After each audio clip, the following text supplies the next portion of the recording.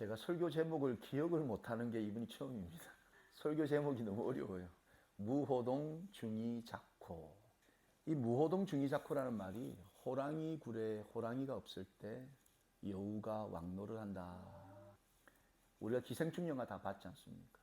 그 기생충 영화에 보면 그 대저택에 한 사람씩 정말 기생충처럼 들어가서 주인이 집을 비운 사이에 마치 그 집이 자신들의 집처럼 생각하는. 근데 실상은 주인이 오니까 이제 진짜 바퀴벌레처럼 막 곳곳에 숨어 들어가는 그 장면이 굉장히 인상적이었는데요. 이 무호동 중이자코 같은 호랑이 굴에 호랑이 없을 때 여우가 왕노를 한다. 이 속담과 같은 스토리를 예수님이 오늘 본문에 말씀해 주시는 겁니다. 그러니까 예수님이 오늘 재미난 이야기를 하시는 거예요. 예수님이 그 당시에 하나님의 백성이다. 하나님의 선택받았다. 우리는 하나님을 참 잘 섬긴다라고 말하는 그들에게 영적인 교훈 두 가지를 주시는데, 그 첫 번째가 뭐냐면 하나님을 무능한 존재로 착각하면 안 된다. 이 말씀을 그 스토리 안에 담아주신 거예요. 하나님을 무능한 존재로 착각하면 안 된다. 오늘 본문 1절 말씀을 여러분 보시면 예수께서 비유로 그들에게 말씀하시되 한 사람이 포도원을 만들어 산울타리로 두르고 즙 짜는 틀을 만들고 망대를 지어서 농부들에게 새로 주고 타국에 갔다. 이렇게 기록하고 있습니다. 여러분, 이 포도원 주인이 포도원을 잘 만든 겁니다. 그리고 농부들에게 주면서 타국에 나갔다. 예수님께서 이 재미난 스토리를 말씀하실 때 없는 이야기를 하신 건 아니고, 그 당시에 이 파피루스 사본에 보면 많은 지주들이 지주 대리인들을 세우고 땅을 사서 그 땅을 소작인들에게 맡기고 다시 외국을 나가는 경우들이 참 많았다고 합니다. 그래서 그 당시에 이 땅을 가지고 있던 지주들하고 또 이 소작인들 사이에 심각한 분쟁이 일어나는 경우들이 많았다고 합니다. 그래서 법률적인 그런 문제들을 당시의 사본들이 기록을 하고 있는 거죠. 그러니까 예수님이 이 빈번했던 그 사회적인 이슈를 가지고 스토리텔링을 하시는 거예요.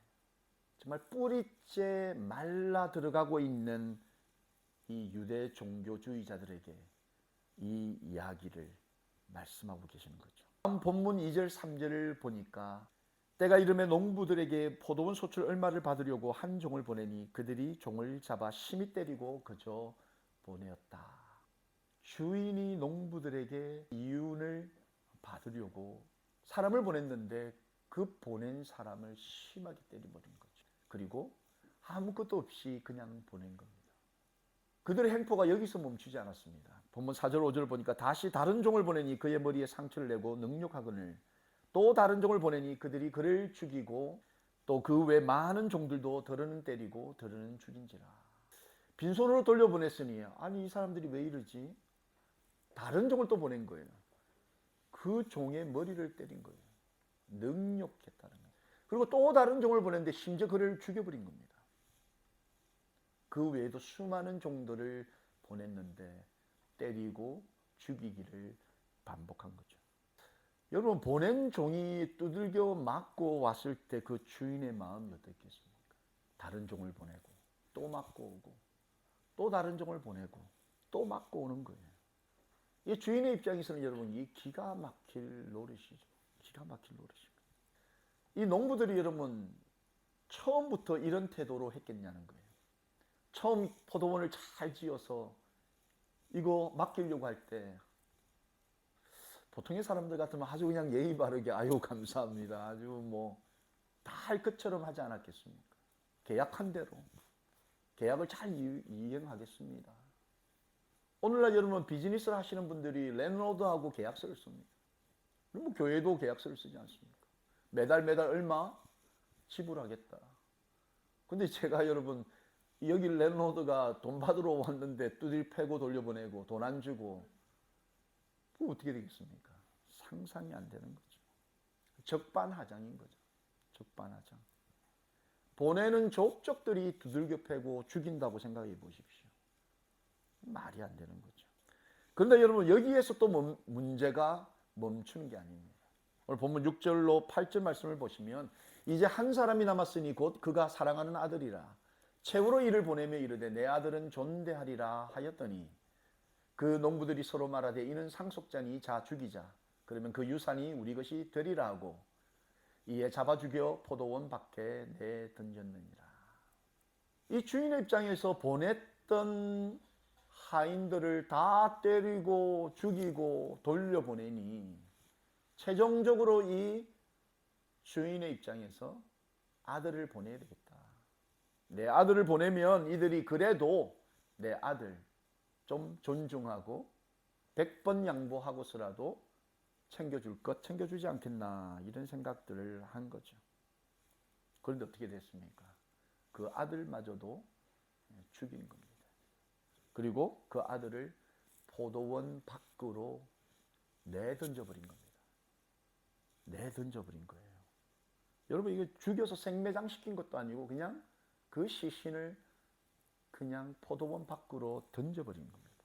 정말 말이 안 되는 사건이 일어나 버린 거죠. 이 주인 입장에서 여러분 자기 아들을 그렇게 죽여서 포도원 밖으로 내던져버린 이 사람들을 어떻게 해야겠습니까? 이 극악무도한 이 패가망신할 이 농부들을 여러분 어떻게 해야 되겠습니까? 보내고 맞고 돌아오고 또 보내고 또 맞고 돌아오고 또 심지어는 죽어 돌아오고 또 자기 아들까지 보내는 이 주인, 그에게 힘이 없는가 이런 생각들이 들기도 해요. 계속해서 이 농부들에게 기회를 주고 계시는 거예요. 계속 기회를 주는 거예요. 여러분 근데 이게 기회를 자꾸 주다 보면 이 받는 사람의 입장에서 여러분 이게 권리처럼 생각할 때가 있다는 거예요. 베풀고 나누고 섬기다 보면 그걸 권리로 생각하는 경우들이 있습니다. 주인이 끊임없이 베풀고 있는 이 은혜를 한순간 자신들의 권리처럼 생각해 보는 거죠. 여러분 이 주인이 어떤 주인입니까? 본문 2절 말씀 한번 보시면 때가 이름에 농부들에게 포도원 소출 얼마를 받으려고 한 종을 보냈다. 여러분 이 주인이 없는 것을 내놓으라고 하는 그런 주인이 아니라는 겁니다. 여러분 여기서 때가 이름에 여러분 이 포도나무에서 포도가 자라서 포도를 내다 팔거나 포도주를 담는 데 있을까지 최소 4, 5년이 걸린다고 합니다. 최소 4, 5년. 그러니까 이 주인은 그 세월을 참고 인내하며 기다렸던 겁니다. 포도원 차려줬으니 당장 뭘 내놓으라고 멱살을 잡는 주인이 아니었다는 거예요. 기회를 주고 시간을 주고 참고 인내했다라는 겁니다. 그에게는 계획이 있었던 겁니다. 포도원을 만들어주면서 다 계획이 있었던 거예요. 오늘날 여러분 비즈니스 오너들이 노동자들의 노동력과 그들의 상황들을 고려하지 않고 노동력을 착취하는 경우들이 얼마나 많은지 모릅니다. 예수님이 말하고 있는 이 스토리의 주인은 그러지 않았다라는 거죠. 무자비한 자가 아니었습니다. 더군다나 무능력한 자는 더더욱 아니었습니다. 이 농부들의 입장에서는 다 죽이면서 때릴 때 계속해서 보내고 있는 그 땅 주인이 마치 무능력한 사람으로 착각하고 있었다는 거죠. 착각을 해도 큰 착각을 하고 있었던 거죠. 성경에 여러분 이와 비슷한 내용으로 주인을 착각하는 하인들이 등장을 하는데요. 마태복음 25장 24절 25절을 여러분 보시면 한 달란트 받았던 자는 와서 이르되 주인이여 당신은 굳은 사람이라 심지 않은 데서 거두고 해치지 않은 데서 모으는 줄을 내가 알았으므로 두려워하여 나가서 당신의 달란트를 땅에 감추어 두었나이다. 보소서 당신의 것을 가지셨나이다. 우리가 잘 아는 스토리입니다. 예수님이 이 스토리를 말씀해 주셨어요. 한 달란트, 두 달란트, 5달란트를 맡기고 외국에 나갔던 거죠. 5달란트 받은 자가 그 달란트를 열심히 일해서 또 다른 5달란트를 남겼습니다. 2달란트도 마찬가지였죠. 근데 1달란트 받았던 사람이 착각을 해도 큰 착각을 합니다. 무슨 착각을 했느냐? 당신은 굳은 사람이다. 하드맨이라는 거예요. 인정머리 없는 사람이라는 거예요. 그리고 당신은 열심히 노력하지 않고 나를 통해서 거저 먹으려는 사람이다. 이렇게 표현하고 있습니다. 그래서 당신이 아무 수고 없이 나를 통해서 거저 먹으려는 사람인 줄 내가 알았기 때문에 나는 아무것 하지 아니하고 이것 그대로 받은 채 가져다 드린다. 이렇게 말을 한 거죠. 주인을 너무나 몰라도 한참 몰랐던 거죠. 여러분, 이 1달란트가 오늘날 시가로 얼마인 줄 아십니까? 오늘날 시가로 여러분 1억 8, 9천만 원이라는 거예요. 1억 8, 9천만 원. 누가 우리에게 1억 8, 9천을 주면서 한번 해봐라. 누가 서목사를 믿고 여러분 1억 8천을 주면서 뭐 한번 해보라 하겠습니까? 여러분, 몰랐다라는 거예요. 그에게 그 큰 거금을 맡기면서 한번 해보라라고 믿고 맡긴 자의 그 마음을 착각해도 한참 착각했던 거죠. 주인 당신은 아무런 노력을 하지 않고 이윤을 남기는 포악한 사람이다. 여러분, 이 농부들이 포도원을 잘 만들어서 맡긴 그 주인, 그 주인을 한참 무능력한 사람으로 생각했던 거예요. 마음대로 해버리는 거예요. 내가 주인처럼 행사하는 거예요. 한참을 기다렸다가 돈 받으러 보낸 그 사람들도 다 두들겨 패는 겁니다. 처음부터 마치 이 포도원이 내 것처럼 생각을 하는 거죠. 은혜를 베푼 그 사람을 생각하지 못하는 거죠. 예수님이 지금 당시에 하나님의 선택받은 백성이다. 철석같이 믿고 우린 지금 죽어도 하나님 그 나라를 소유할 수 있는 아브라함의 자손이다 라고 믿고 있는 그들에게 이 스토리를 들려주시는 거죠. 호랑이 없는 굴에 여우가 왕노릇하는 거죠. 그리고 예수님은 두 번째, 자기 자신이 얼마나 무지한 존재인지를 깨닫지 못하는 그들에게 자신을 깨달아라, 이런 영적인 교훈을 주시는 거죠. 여러분, 이 농부들이 보내는 족족들이 두들겨 패고 특별히 그 주인의 아들을 때려 죽인 이유가 뭡니까? 최종적인 이유. 본문 7절에 그 농부들이 서로 말하되 이는 상속자니 자 죽이자. 그러면 그 유산이 우리 것이 되리라. 여러분, 이 주인 아들 죽이면 그 포도원이 자기 것이 될 거라 착각을 한 거죠. 착각하는 건 정말 약이 없는 거죠. 착각을 한 거예요. 아들 죽이면 그게 내 것이 될 거다. 여러분, 우리가 오랜 아파트 생활을 하는데 여러분, 아파트 생활 오래 한다고 해도 그 아파트가 내게 되는 게 아니잖아요. 이들 스스로가 놓쳐버린 것이 자신들이 누구냐는 거예요. 내가 누구냐는 겁니다. 포도원을 만든 장본인이 누구냐는 겁니다. 보면 1절 말씀을 여러분 자세히 보면 예수께서 비유로 그들에게 말씀하시되 한 사람이 포도원을 만들어 산 울타리로 두르고 즙 짜는 틀을 만들고 망대를 지어서 농부들에게 새로 주고 타국에 갔다. 여러분, 이 포도원을 만든 사람은 포도원 주인입니다. 근데 이 포도원의 주인이 포도원을 만들면서 가장 먼저 한 것이 눈에 들어옵니다. 산 울타리를 만든 거죠. 산 울타리. 여러분, 이 산 울타리를 왜 만들었을까? 여러분, 이 산 울타리라는 건 바로 일하는 농부들을 혹시라도 해코지할 강도들이나 또 날짐승으로부터 이 농부들을 보호하시고자 했던 이 땅 주인의 아이디어였다는 겁니다. 이 농부들의 피를 짜내고 정말 그들을 달달 볶아서 그곳에서 뼈를 묻도록 만들려는 계획이 아니었습니다.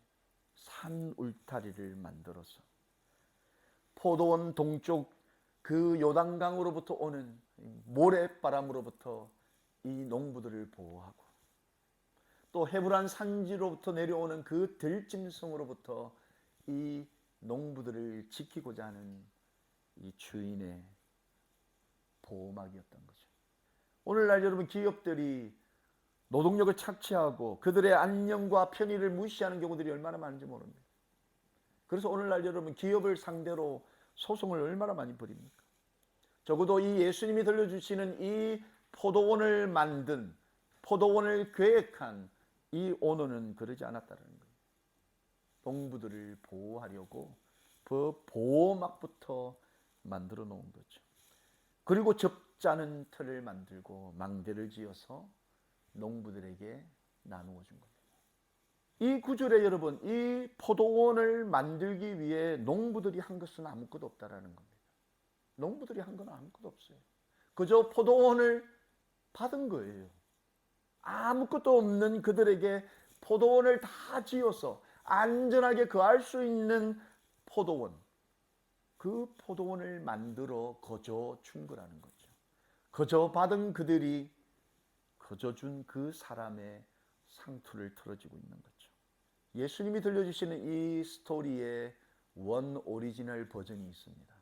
이 오리지널 버전이 어디 있느냐면 이사야 5장 1절 2절 이 부분이 예수님 이 스토리의 오리지널 버전입니다. 제가 읽어보겠습니다. 나는 내가 사랑하는 자를 위하여 노래하되 내가 사랑하는 자의 포도원을 노래하리라. 내가 사랑하는 자에게 포도원이 있으며 심히 기름진 사내로다. 땅을 파서 돌을 제하고 극상품 포도나무를 심었도다. 그 중에 망대를 세웠고 그 안에 술틀을 팠도다. 좋은 포도 맺기를 바랐더니 들 포도들을 맺었도다. 여러분 이 포도원을 만든 주인은 사랑하는 자를 위해 사랑하는 자에게 포도원을 주었던 겁니다. 어디에 지었습니까? 심히 기름진 산에 지었다는 거예요. 굉장히 옥토 땅 위에 포도원을 만들었습니다. 혹시나 이 농부들이 밭일을 하다가 걸려 넘어질까봐 그 손가락이 부르트는지를 모르고 땅을 파서 돌을 제했습니다. 그리고 최고의 상품, 가장 귀한 포도나무를 심었습니다. 그리고 망대를 세웠고 그 안에 술틀을 파며 좋은 포도 맺기를 바라고 소원했던 거죠. 결과는 들포도를 맺어버린 겁니다. 여러분 우리가 자녀를 키우면서 우리 자녀들을 위해서 얼마나 부모로 열심을 우리가 다합니까? 혹시라도 그 아이가 자라면서 돌에 걸려서 넘어질까봐 노심초사하며 그 아이들이 혹시라도 이 땅을 살아가면서 다른 사람들에게 해코지 당하고 혹시라도 어려움을 당할까 뭐 팔, 다리 아니라 모든 것을 다 내어줄 수 있는 그 아버지의 어머니의 마음으로 아이들을 바라보지 않습니까? 좋은 나무 되기를 좋은 열매 맺기를 바라지 않습니까? 이게 우리 하나님의 마음이라는 겁니다. 이게 우리 아버지의 마음이라는 거죠.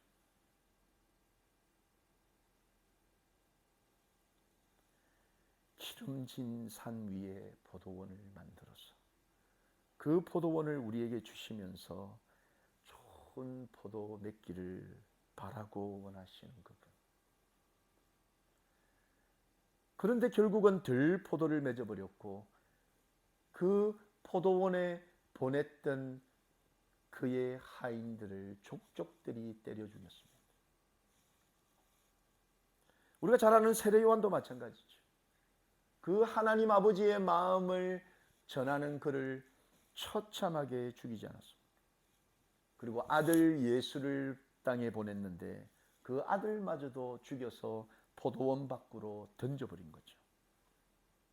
참혹한 결과였다는 거죠. 사랑과 은혜 베품에 돌아오는 것이 여러분 신맛과 썩은 맛이 나는 무가치한 들포도였다는 거죠. 여러분 이 사랑과 은혜를 저버린 이 농부들의 결말이 어땠습니까? 본문 9절 말씀을 보니까 포도원 주인이 어떻게 하겠느냐 와서 그 농부들을 진멸하고 포도원을 다른 사람들에게 주리라. 다른 사람들에게 줘버리는 거죠. 여러분 이 당시에 이 지금 예수님 그토록 기다렸던 그 메시아가 자신의 눈앞에 지금 와 있음을 깨닫지 못하고, 이 포도원의 주인의 아들이 자신들 앞에 와 있음을 모르고 그를 때려 죽이려는 그들, 결국 포도원 주인은 그 포도원을 다른 사람들,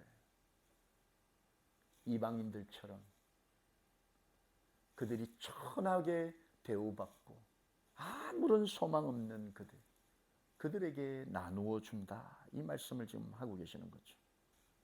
여러분, 이 스토리를 들으면서 그래도 감사하게도 이 스토리가 바로 내 이야기구나라는 것을 이 스토리를 듣는 사람들이 알았다는 겁니다. 여러분, 오늘 이 설교를 들으면서 이 스토리가 나의 스토리, 나에게 주는 하나님의 스토리다, 이걸 깨닫는다는 것은 굉장한 축복이라고 생각합니다. 지금 이 예수님의 스토리를 듣는 자들이 이 스토리가 나에게 주는 스토리라는 걸 그들은 알았습니다. 그게 본문 12절 말씀에 나와 있죠. 그들이 예수의 이 비유가 자기들을 가리켜 말씀하시는 줄을 알았다는 겁니다. 그런데 문제는 이게 내 이야기구나, 나를 바라보시면서 하는 이야기구나, 내가 지금 호랑이 없는 이 굴에 왕노릇하는 여우구나, 이걸 자기들이 깨달았는데, 문제는 그럼에도 불구하고 예수를 두고 그냥 떠나버린 거예요. So left him and went away라고 돼 있죠. 이 이야기가 나에게 주신 이야기고, 이 이야기가 내 이야기고, 내가 그 배은망덕한 농부라는 것을 알았다면 예수님과 함께 가야 하는데, 예수님을 붙잡고 가야 되는데, 그들은 예수를 남겨두고 그냥 돌아가 버린 거죠. 마지막 순간까지 그들은 회개하고 돌이키지 않았다는 거죠. 오늘날 여러분, 우리 하나님을 믿는다, 또 교회를 다닌다, 성도다, 신자라고 하는 우리에게 이 스토리가 주어졌다는 거예요. 이게 우리를 위한 이야기라는 겁니다. 우리는 과연 이 땅을 살아가면서 내 인생이 내 것이고 이 땅에서의 삶의 주인이 나인 것처럼 착각하며 살 때가 많다는 거죠. 여러분, 우리가 이 땅을 태어나면서 무엇 하나 우리는 선택할 수 없는 연약한 존재로 이 땅을 태어났습니다. 우리는 우리의 부모를 우리가 선택하지 않았고요. 우리는 태어나면서 남자, 여자 우리가 선택할 수 없었습니다. 우리는 빈손 들고 이 땅을 태어났고, 우리 코의 호흡도 우리 스스로가 어떻게 할 수 없는 그런 연약한 존재로 이 땅을 태어났죠.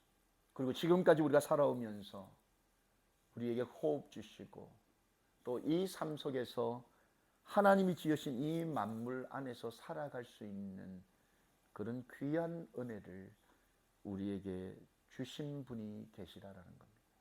그런데 어느 순간부터 그 포도원을 만드시고 그 포도원에서 농부로 성실히 땀을 흘리며 이 포도원을 만든 주인을 생각하며 그에게 응당해야 될 일이 있음을 깨닫지 못하고, 언제부턴가 내가 살아가는 이 포도원이 내 것인 것처럼 착각하며 사는 경우들이 많다는 거죠.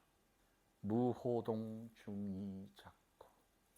여러분, 이런 성경 속의 이야기가 바로 나를 사랑하사 나를 위해 던지시는 어쩌면 마지막 사랑의 서사시일 수도 있다는 사실이죠.